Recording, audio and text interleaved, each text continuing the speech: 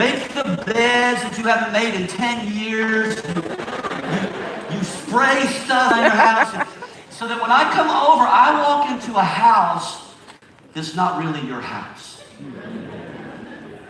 Does that make sense? But now because I'm watching you, you're changing. You do so much better when people are watching you. We have this app on our phones.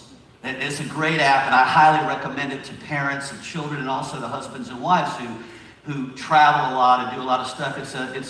It's basically an app that tracks you where you go. It shows your spouse or whoever you're holding accountable where you are.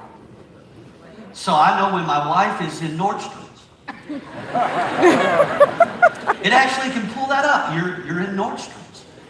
What you doing in there? Been in there a while. And she knows where I'm at. It helps me look, okay, I'm stuck in traffic. She knows about what time I'm going to get home.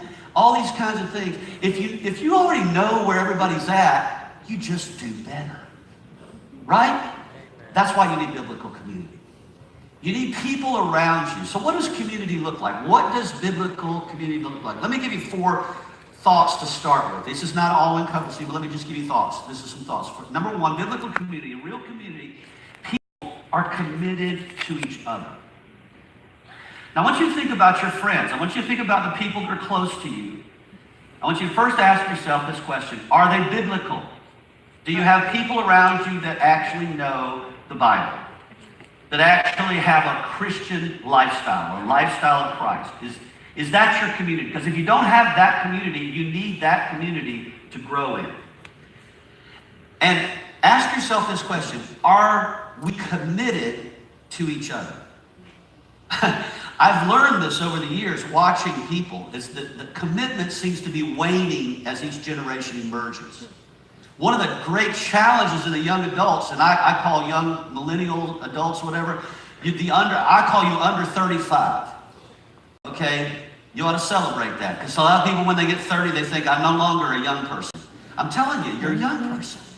When you're 60, you'll see. You're young when you're 35. Well, I'm not married. That doesn't matter. You're still young. You got a lot of life ahead of you. But the reality is, most people that are young have surface level relationships, not really committed relationships. And what will happen is you'll say, okay, we're going to go to the Avalon. Let's meet and have dinner, maybe go to a movie, and just gather together, have a little community, and you'll set this thing up with some of your friends, and you'll get over there and you're sitting at the restaurant and nobody shows up. And you look down at your cell phone and a bunch of text messages. Oh, something came up and I couldn't make it. I decided to go do this, or I decided to go get my hair done. And next thing you know, you had set this whole thing up, but nobody keeps their commitments. Mm-hmm. Nobody keeps their words. It's almost like this generation is always dancing with one person but looking for someone else. Exactly.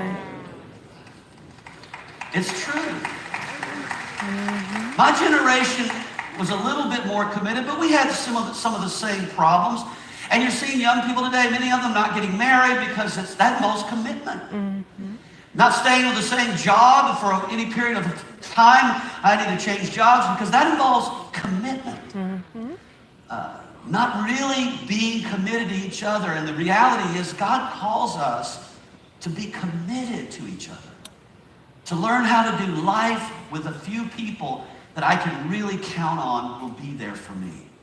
We all need that. In order to have that, you have to be that. Mm-hmm. You have to be that kind of person.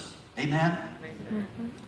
All right, so the first thing is learning how to be committed to each other. Second thing is, in real community, people are authentic with each other.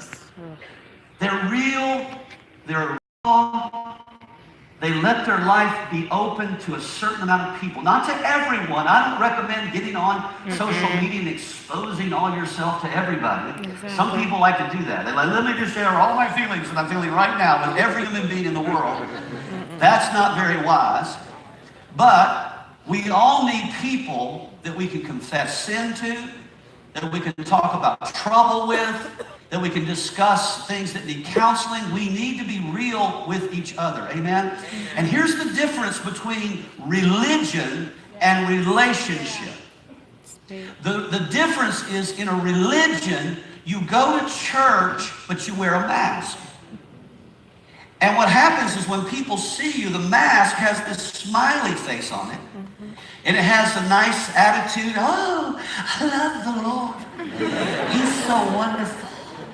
Praise Jesus. Meanwhile, your marriage is falling apart. You're struggling with some kind of private sin in your life. Something's going on behind the scenes, but nobody knows about it, but you got the mask on. And you wear the mask because you don't want